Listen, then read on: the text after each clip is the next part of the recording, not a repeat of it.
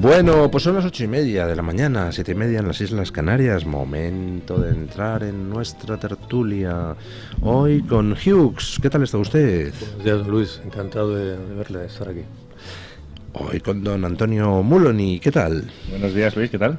Muy bien. Pues bien, aquí viendo las noticias que llegan de lo de la captura del sicario que atentó contra Alejo Vidal Cuadras. Me llama mucho la atención que le detuvieran el día 6 y no se conociera hasta ayer, ¿no? Estamos ya aquí acostumbrados a que se maneja la información. Sería para que no coincidiera con la campaña electoral de Tiene pinta. Las europeas. Bueno. Pero es desolador el comprobar ahora, yendo hacia atrás en las noticias, pues todo lo que hay detrás de esta trama. No sabemos quién contrató al sicario, pero lo que sí sabemos es que el sicario pertenece a una mafia enormemente violenta. Y por ejemplo, pues yo no sabía hasta ayer por la noche, repasando las noticias, que hablamos de una mafia que ha sido capaz en Holanda de matar al hermano de un testigo, matar al abogado de un testigo, matar a un periodista que era asesor de un testigo clave contra uno de los líderes de la mafia. Una mafia que ha amenazado a la heredera del trono holandés, que ha atacado con lanzacohetes un periódico en Holanda, que ha quemado un coche delante de la sede de otro periódico en Holanda. O sea, hablamos de una especie de estructura paralela que está en Holanda ya adquiriendo tintes muy preocupantes. Y alguien contrata a uno de los sicarios de esta mafia para atentar contra Alejo Vidal Cuadras. Como muy curioso. Buenos días, don Mario Noya. Muy buenos días. Una mafia cuyo líder estaba en la cárcel en España hasta hace poco y fue soltado de manera un poco extraña o muy extraña de repente, coincidiendo con la presencia precisamente de la princesa holandesa en España también, que vivió aquí un tiempo. Aquí en lo de Alejo lo que queda es saber quién pagó y para qué, ¿no? Para que hay una mafia holandesa queriendo matar a Alejo Vidal Cuadras. Lo de que en plena campaña de las europeas no se haya querido contar, pues bueno, encaja con lo que pasa últimamente, que por no influir es la excusa en procesos electorales, ocultan la información y la manejan a su antojo. Pero es que cuando fue el atentado tampoco se habló del tema, salvo muy pocos medios hablamos de ello. Los demás lo pasaron por encima, mientras estábamos hablando de Luis Rubiales constantemente y de el atentado de Rubiales contra la dignidad de una futbolista. Aquí se ocultó un atentado real contra la integridad física de un señor que ha sido vicepresidente del Parlamento Europeo. Sí, y todo está en este delicado asunto. Lo que ha llamado la atención también desde el principio es eso, la escasa información. Muchas gracias. La escasa información y lo poco que ha preocupado, ¿no? A la opinión pública, que sabemos que no existe, está totalmente dirigida, pero esa sensación de impunidad también, y de vez en cuando pegarle un tiro a alguien de derechas tampoco es escandaloso, ¿no? Algo habría hecho, ¿no? La sensación. De hecho, las informaciones cuando eso pasó se centraron más bien de una manera un poco culposa en las relaciones que podía haber tenido Vidal Cuadras en su etapa profesional. Entonces era como, aquí hay cosas oscuras, ¿no? O sea, bueno, en fin, estamos acostumbrados a la asimetría total en todo tipo de situaciones. Lo de la no intervención es un concepto que no existe aquí en política. ¿Qué es no intervenir? Porque en campaña electoral, dice usted. Yo recuerdo a Pepiño Blanco diciendo que no quería opinar sobre las elecciones estadounidenses para no condicionar. Sí. pero decir, ocultar informaciones es intervenir, evidentemente. Y además, si la ocultas precisamente porque piensas que va a provocar una perturbación, estás interviniendo, claramente. Todo viene del... Perdón que te he interrumpido, pero todo esto que estamos viendo, que viene un momento fundacional, es el 11M. Precisamente ahí iba la cosa de queremos la información y la queremos ya. Exacto. Brutal fue eso. Brutal. La querían antes de las elecciones, luego ya dejaron de quererla. Sí. Y además, fijaos, Yo reconozco que ese fue uno de los días más... Día de las elecciones, ya no solo el 11M, evidentemente, un día negro, pero el día de las elecciones también, porque yo decía, bueno, pues el Parlamento que venga saldrá el PP con 300 diputados, precisamente porque hemos sido atacados y la sociedad dijo otra cosa. Y además, sobre todo, la justificación social que se esgrimió, que era más vergonzosa aún. Y te vuelvo a decir, me da igual, vale, el atentado fue por la guerra de Irak y te lo compro. Y como te han atentado unos tipos que deben de ser todos ciudadanos iraquíes con niños muertos entre las bajas de la guerra, muy concernidos directamente por lo que ha sucedido, han emprendido esto. ¿Y os estáis retirando? ¿Os están atacando y os estáis retirando? Demasiado poco nos pasa. Eso para mí fue un punto... fue muy desolador. Y yo recuerdo que Edurne Uriarte publicó un libro por aquel entonces que estaba muy bien tirado, que era lo de esas manifestaciones que se hicieron frente a las sedes del PP. Era como lo que hizo a nivel masivo, pues lo que decía Carlos Rovira cuando negociaba con ETA, ¿no? Oye, matad en el resto que son culpables, a nosotros no. Que queremos lo mismo. ¿Qué queréis? Oye, como no conocéis España, os marcamos los objetivos. Mira, esta es la sede. Si tenéis que matar a alguien, fue una bajeza moral masiva, perturbadora, y por eso mucha gente dice, por desgracia no la suficiente, desde el 11M todo es 11M, pero no es solo por la bomba, sino por la reacción social ante ciertos fenómenos. Eso es lo desolador. Evidentemente las bombas son las bombas, pero quitando el atentado más grande de la historia de Europa, la reacción de España, de los españoles, o de la mayoría de los españoles después de eso, es que fue 7 años después de Miguel Ángel Blanco, y estando secuestrado y chantajeado el gobierno, España salió a la calle apoyando que el gobierno no le soltase a cambio. Mira, exacto, pero mira, ahí también ya había momentos en lo de, por ejemplo, es que hay frases, y yo sé que se dicen con la mejor intención, pero son que te hielan la sangre, de verdad. ETA dispara, aquí tienes mi nuca. No digáis eso en la vida. Primero, porque es mentira. Es mentira. Estás haciendo ahí, te estás haciendo el macho porque sabes que no te van a pegar un tiro en la nuca. Y segundo, porque el mensaje que lanzas es feo.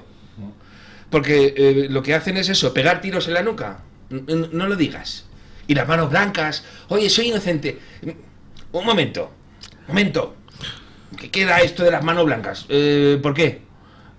Que yo entiendo que necesitas... Para tratar de redirigir la ira de los españoles y dejarla en nada. Me acuerdo que Fernando Mújica nos contó una vez que él conocía al tío que dentro de los servicios de información españoles diseñó aquella campaña, cuyo objetivo era exactamente ese. Es decir, lo que la gente quería es: vamos a acabar con estos canallas terroristas, aunque sea a palos. Y rodeamos las sedes de Bildu y tal. Y al final, ¿qué se hizo? Pues sacarlo de la tontería de las manitas blancas. Ay, no, aquí reaccionamos con pacifismo. Es decir, transformar la ira, el deseo de venganza de los españoles, que es muy positivo contra los canallas, transformarlo en aquí vamos a seguir de víctimas. Es que si verdaderamente el miedo hubiera cambiado de bando en aquel momento, el País Vasco sería otro y España sería otra. Claro, para empezar habría 200.000 vascos viviendo en su tierra, teniendo hijos allí y votando allí, no habiendo tenido que salir. Ocurrió lo mismo en Cataluña cuando la manifestación de octubre del 17, la gente cantaba Puigdemont a prisión y Borrell en directo, no hubo que hacer un plan ahí con el servicio secreto, riñó al millón largo de españoles que estaban manifestándose allí por pedir que el principal golpista... No seáis como las turbas romanas. Las turbas romanas del circo romano, no seamos como ellos. A 500.000 de euros está ahora a cambio de eso en Bruselas. Entonces, lo que dice Luis es muy cierto. Siempre será muy cierto lo que diga don Luis en la tertulia. Muy bien. Veo que usted entiende cómo funciona esto. Pero lo que yo quiero decir es que lo de la ira, que tiene muy mala fama, yo creo que hay que hay que ese cántico terrible de la transición de libertad sin ira, no, pero ¿cómo que sin ira? La ira es fundamental, es necesaria. Y bueno, hemos concatenado procesos de eliminación de la ira, pues con lo de Miguel Ángel Blanco, y se produjo también con el 11M, y hay reprimida de otra forma, y luego también con el golpe catalán, y ahora es la última, ¿no? Bueno, imagina que hubiese ahora un Miguel Ángel Blanco, estaría gobernando la derecha. Si gobierna Sánchez no importa lo que haya. Pueden cerrar a los españoles en casa 3 meses, que aquí aplaudimos en los balcones. Pero si hubiese un caso como Miguel Ángel Blanco ahora, gobernando la derecha, incluye ahí el PP, se rodarían las sedes, se exigiría que se soltase, que ETA tiene razón, lo que hiciese falta contarle de emascular a la sociedad y de demostrar lo emasculada que está. Pero mira, por ejemplo, incluso el de la libertad sin ira de la transición te lo perdono más si compras que la transición era, oye, nos hemos matado en una guerra civil, es decir, de verdad, ¿no? O sea, no eran los ricos contra los pobres, no eran 4 militarotes contra el noble pueblo español, sino que una guerra civil donde has matado a tu hermano y dices, mira, por aquí no podemos seguir, bien, pero el valor terapéutico de la ira, yo lo he experimentado. Me acuerdo, cuando yo era joven, salía con unos chicos que jugaban al rugby. Y eran tipos, como suelen ser los que juegan al rugby, muy noblotes. Sin ira, claro. Pero no los... tampoco, ¿no? No es necesario, ¿bien? Entonces... que no los... No abrevié usted las... No le provoques, ¿no? Vale. Y un día estaban en un tercer tiempo, para la gente que no sepa qué es el rugby, antes, sobre todo, ¿no? Los equipos de rugby jugaban el partido y después se iban a tomar algo. Sigue habiendo. Invita al equipo local. Menos, ¿no? Pero... Vale, se llamaba tercer tiempo y es simpático. Ya vamos. Y de repente pasaron unos neonazis por el pub donde lo estaban celebrando, por fuera. Y había un chico de los de rugby fuera con su chica y estos se pusieron en modo provocativo, ¿no? Este no aparentaba ser jugador de rugby, que es lo más peligroso que puede ser. Total, que les dieron una paliza a los neonazis. Una paliza. Y uno de los neonazis tuvo un momento de iluminación. Y dice, si es que nos está bien empleado. Hubo un momento que dijo, si es que nos está bien empleado. Claro, no puedes ir por la calle así, porque de repente viene alguien y te rompe la cabeza. O sea, más útil que el diálogo fue. Sí, fue educación. Eso fue educación para la ciudad. Y probablemente en ese tipo de circunstancias, la gente que entra en grupos neonazis están hechos polvo. Muchos tienen hogares desestructuradísimos, son todo lo contrario del concepto nazi que tú puedas imaginarte, incluso físicamente, etcétera. Y a veces lo que necesitan es precisamente que los saques de ese camino. Un poco de jarabe democrático. Exacto. Y fíjate, ¿no? Mira, lo que han predicado los que no creen en la democracia, el jarabe democrático y todo eso, hay circunstancias en las que debería ser así. Y sin duda, o sea, es que una de las imágenes más importantes de esos días de Hermoa era eso, gente de Área Batasuna con miedo. Escoltada. Y policías que se quitaban el pasamontañas, que había policías con pasamontañas, porque la gente les decía, quítatelo, que estás a salvo. Y en circunstancias donde hay grupos terroristas, que te diga la gente estás a salvo es fundamental, porque es la gente la que acaba protegiendo a las organizaciones terroristas. Claro, es la gente que te está diciendo, yo no soy uno de ellos. No soy un chivato y me voy a encargar de que mi barrio sea seguro. Sí. Bueno, cambiemos de tercio. Ayer se produjo algo, pues yo no soy precisamente un fan de Isabel Díaz Ayuso, como saben los que me escuchan, pero ayer Isabel Díaz Ayuso hizo algo que me parece que estuvo muy bien y es enormemente importante, que fue salir a decir algo que debería ser evidente para todo el mundo. Pedro Sánchez es un chavista. Pedro Sánchez está intentando tomar el poder para transformar esto en una república bolivariana. Y a alguien así no se le puede entregar la justicia, no se le puede entregar el CGPJ. No se puede pactar con Sánchez la renovación del CGPJ sin antes cambiar el método de elección, que se puede hacer en 2 semanas. Cambiar el método de elección para volver a lo que marca la Constitución. 12 vocales elegidos por los jueces, 4 por el Congreso, 4 por el Senado. Después de cambiado el método de elección y después de reconstitucionalizado, Entonces sí, entonces podemos proceder a renovar. Me parece muy importante que saliera Isabel Díaz Ayuso, primero, porque eso me indica que Feijóo está a punto de entregarle la justicia a Sánchez. Lo ha filtrado el PSOE esta mañana. ¿Lo ha filtrado? Que está cerca del acuerdo. Que está cerca del acuerdo. Sí. Isabel Díaz Ayuso dice, por aquí no.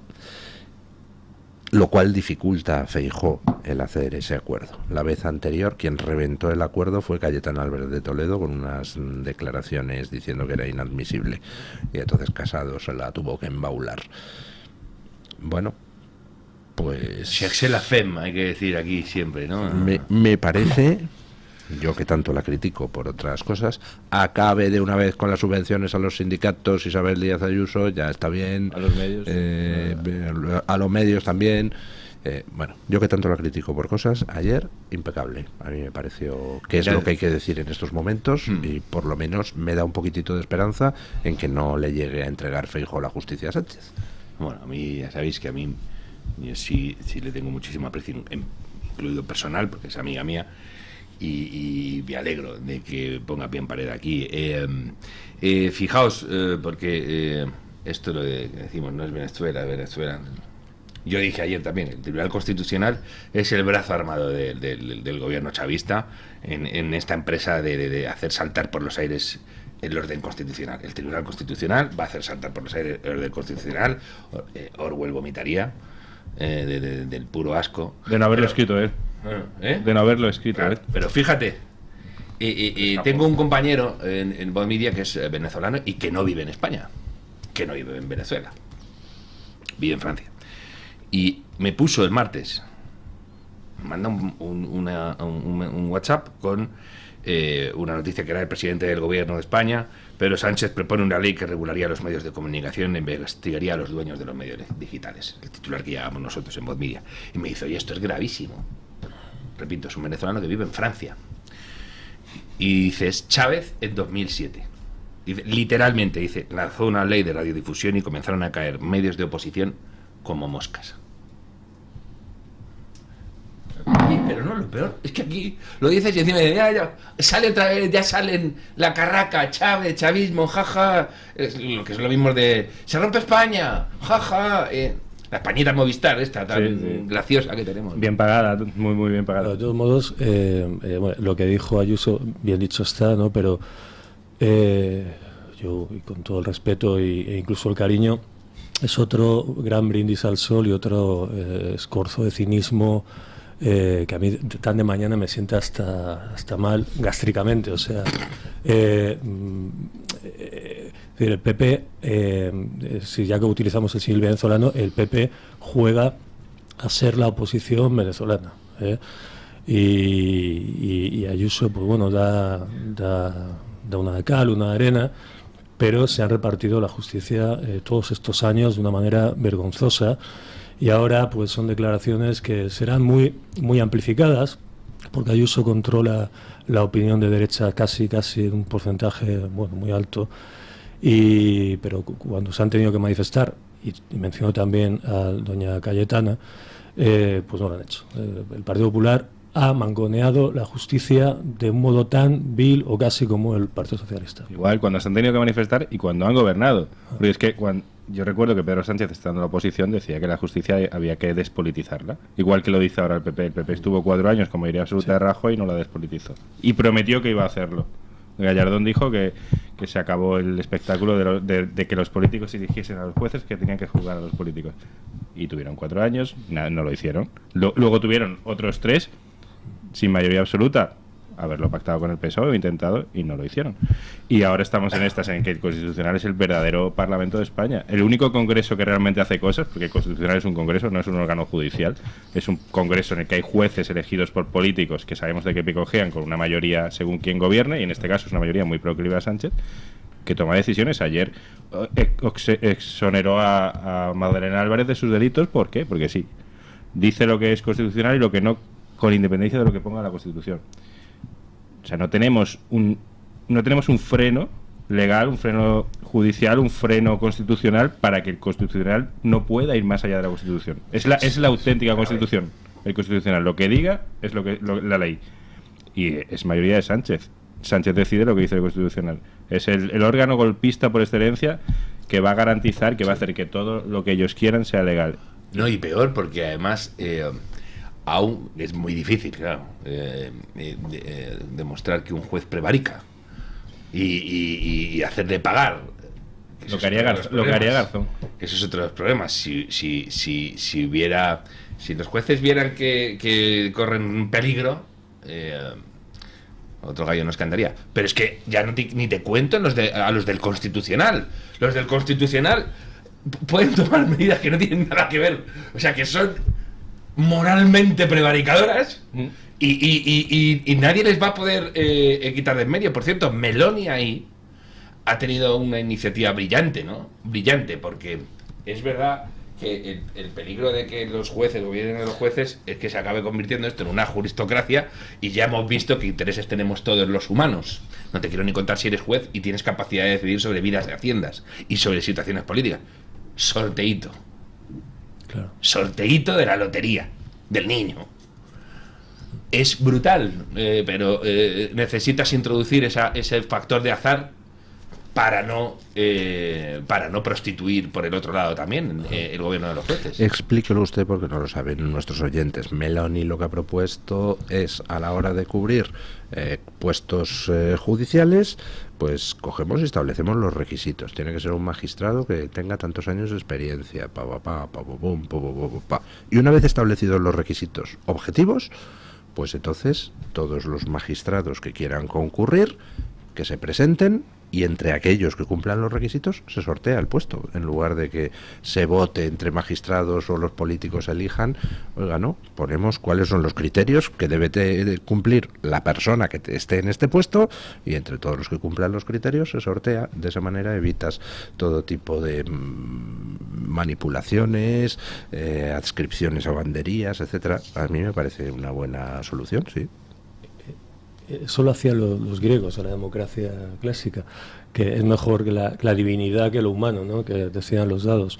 Pero hablando del Tribunal Constitucional, que como bien decís, yo creo que es la madre del cordero, y es lo que va a provocar no solamente la absolución de la corrupción del partido, el gobierno, sino la mutación constitucional para el cambio de régimen y lo que quieran hacer, ¿no? Pero el otro día, creo que era la ABC, me parece, en una portada monárquica, como corresponde, claro, decía que el rey era garante de la Constitución. Y yo me acuerdo, pensé, ¿y si el rey es garante de la Constitución, qué es el Constitucional? ¿Qué función juega el Constitucional? El Constitucional es un órgano político, es el órgano del consenso, y como mucho se decanta el predominio de una de las dos fuerzas. Y así ha venido siendo. El PSOE va evidentemente a calzón quitado, igual que la expresión, pero es un órgano del Tribunal Constitucional que es una de los pilares del régimen actual, y es algo que debería desaparecer. Pues no sé si le hacía un favor al rey el ABC diciendo que es el garante de la Constitución. No sé si decía algo bueno del rey, como está. La Constitución es papel mojado, precisamente porque el Constitucional puede enmendarla cada vez que quiera y decir que es constitucional lo que literalmente no dice la Constitución. Con lo cual, el rey es que no puede ser ni garante ni no garante, no hay ningún elemento. Nos puede gustar más o menos que haya firmado la ley de amnistía, por ejemplo, pero es que no hay ningún elemento que frene que el jefe del Estado pueda no firmar, o que haga que pueda no firmar, o que no pueda firmarla. No hay. El rey al final está sometido, como estamos todos, a la Constitución, y por desgracia también la Constitucional, me temo. Es que era un rasgo de también, igual que había el patriotismo constitucional, en los monárquicos se hacía el monarquismo constitucional, es decir, en vez de decir el rey de la nación, o incluso el garante del Estado, rey de la Constitución. Que es decir, España es la Constitución. Que la Constitución viene a simbolizar también, como simboliza el rey, el entendimiento, la moderación y la conllevancia de todos tan amigos, ¿no? ¿Sabéis qué ha sucedido ahí? Que uno de los que venían, los que se supone que nos podrían salvar ahora, que Felipe González, fue el que dinamitó la separación de poderes. Y es que hay un poder solo en España, que es el Ejecutivo. Que es Pedro Sánchez ahora. De hecho, es el presidente. El Ejecutivo es el presidente constitucionalmente. Eso. Pone y quita a los ministros cuando quiere, como quiere. No hay contrapesos. Estados Unidos hay voces que suelen distinguir, ellos dicen, no, nosotros no somos una democracia, somos una república, no en términos españoles. Y lo dicen por esto precisamente, porque dicen, no, si somos perfectamente conscientes de que la democracia es un logro fenomenal de la especie humana, y como tal fenómeno necesita ser preservado incluso de sí mismo, o sobre todo de sí mismo, y necesita los famosos checks and balance, es que de verdad allí están hechos para que de verdad no haya nadie que se imponga a los demás. Y eso que ellos también lo están corrompiendo, porque Estados Unidos no estaba concebido para ser una república presidencialista. No, de hecho es una unión de repúlicas. Claro, exacto. Pero sí que es cierto que la manera que tienen los jueces, que son los que llegan a la Corte Suprema, son vitalicios. Los procesos de selección son complicados. Los jueces de circuito se juegan el cargo en elecciones. Pero ni siquiera Estados Unidos está libre. Ni siquiera Estados Unidos está libre de las manipulaciones políticas. Claro, no, para justicia. Por ejemplo, el tema del Tribunal Supremo, efectivamente, Trump ha metido ahí a una serie de miembros que han cambiado la mayoría, que antes era de un signo, ahora es de otro y va a serlo por muchos años. Pues ya están los demócratas desde hace varios años diciendo que van a hacer el packing del Tribunal Supremo. Es decir, que hay 12 miembros y hay mayoría conservadora. Ampliamos a 30 y metemos ahí a 18 progres. Y tenemos pero fijaos, pero incluso, y ahí... No han podido. No solo no han podido, sino que... cuando haces vitalicio a alguien, le quitas la necesidad de que sea servil al régimen. Y los jueces conservadores han dado disgustos a bases conservadoras en Estados Unidos, porque de repente, cuando están ahí arriba, les da por dictar lo que es su conciencia o sus intereses. Curiosamente, al revés siempre es más raro. Los jueces progres no suelen dar disgustos a los jueces progres. No. Había un juez que lo explicó. El estilo de vida que se desarrollaba, o sea, ahí como que mandaba el espíritu del tiempo, ¿no? Es decir, claro. El conservador veía que no le invitaban a cosas, que tenía que dar muchas explicaciones, que en su entorno, entonces esa fuerza, que es una fuerza que no está en ninguna parte formalizada, acababa como macerando a los conservadores, y se quejaba de eso, de que había una fuerza invisible en el modo de vida y en el entorno de los jueces que los acababa sesgando un poquito de nuevo hacia lo progresista. Sí. Bueno, hacemos una pausa publicitaria y nos vamos a comentar los WhatsApps de Álvaro García Ortiz. Espectacular. O sea, es que se creen impunes, tanto que dan órdenes ilegales por WhatsApp.